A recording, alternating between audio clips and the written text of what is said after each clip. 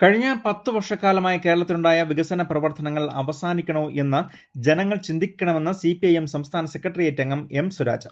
LDF Peermade നിയോജക മണ്ഡലം തെരഞ്ഞെടുപ്പ് കൺവെൻഷൻ കുമളിയിൽ ഉദ്ഘാടനം ചെയ്ത് സംസാരിക്കുകയായിരുന്നു അദ്ദേഹം.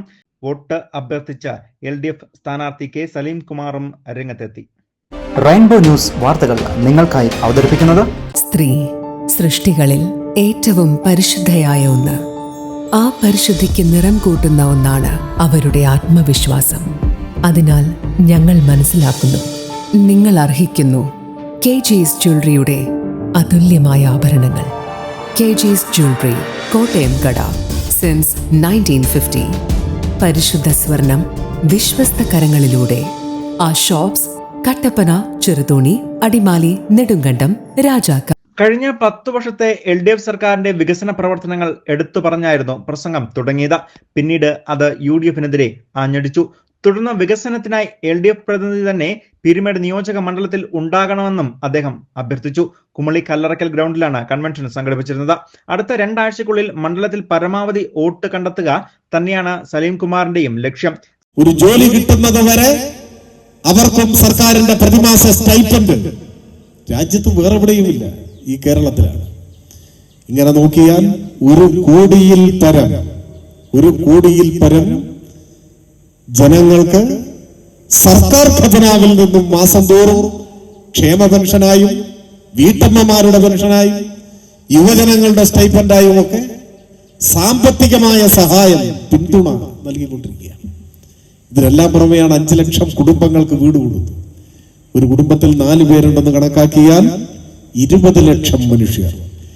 20 ലക്ഷം മനുഷ്യർക്ക് സ്വന്തം വീട് എന്ന സ്വപ്നം യാഥാർത്ഥ്യമായി, സഫലമായി, സുരക്ഷിതമായ വീട് നൽകാൻ കഴിഞ്ഞു. ഇതൊക്കെ സർവകാല റെക്കോർഡാണ്. 4 ലക്ഷം കുടുംബങ്ങൾക്ക് പട്ടയം നൽകാൻ കഴിഞ്ഞു. ഇടുക്കിയിലെ ഭൂപ്രശ്നങ്ങൾക്ക് ശാശ്വത പരിഹാരത്തിന്റെ ആദ്യ ചുവട് വെച്ചു. എല്ലാവർക്കും സ്വീകാര്യമായ ശാശ്വതമായ പ്രശ്നപരിഹാരത്തിന് ഇപ്പോ അവസരമുണ്ടായി വന്നു. LDF ഗവൺമെന്റ് പ്രതിജ്ഞാബദ്ധതയോടെ ആ നടപടികളുമായി മുൻപോട്ട് പോവുകയാണ്. ഇതാണ് ഞാൻ പറഞ്ഞു വന്നത്. സാധാരണക്കാർക്ക് ആശ്വാസമായ നടപടികൾ. ആ നടപടികളുടെ ഭാഗമായി ജനങ്ങളുടെ ജീവിതത്തിലുണ്ടായ മാറ്റം. ഈ തെരഞ്ഞെടുപ്പിലെ ഏറ്റവും പ്രധാനപ്പെട്ട ചോദ്യം, ഈ മാറ്റങ്ങൾ പാതിവഴിയിൽ അവസാനിക്കണോ എന്നതാണ്. പെൻഷൻ എന്നേക്കുമായി അവസാനിക്കണമോ? സ്ത്രീ സുരക്ഷാ പെൻഷൻ, ക്ഷേമ പെൻഷൻ, പ്രതിമാസ സ്റ്റൈപ്പൻഡ്, ഇത്തരം കാര്യങ്ങളെല്ലാം കേരളത്തിൽ എന്നേക്കുമായി അവസാനിപ്പിക്കണമോ? UDF വന്നാൽ അവസാനിച്ചു എന്നാണ് അർത്ഥം. UDFന്റെ ഏറ്റവും വലിയ നേതാവ് KC വേണുഗോപാൽ കുറച്ചുനാൾ മുമ്പ് പ്രസംഗിച്ചത് ഈ ക്ഷേമ പെൻഷൻ എല്ലാം കൈക്കൂലിയാണെന്നാണ്. അതുകൊണ്ട് UDF അധികാരത്തിലെത്തിയാൽ അന്ന് അവസാനിക്കും കേരളത്തിലെ ക്ഷേമ പെൻഷൻ. പിന്നെ ക്ഷേമ പെൻഷൻ ഇല്ല. അതാണ് സ്ഥിതി.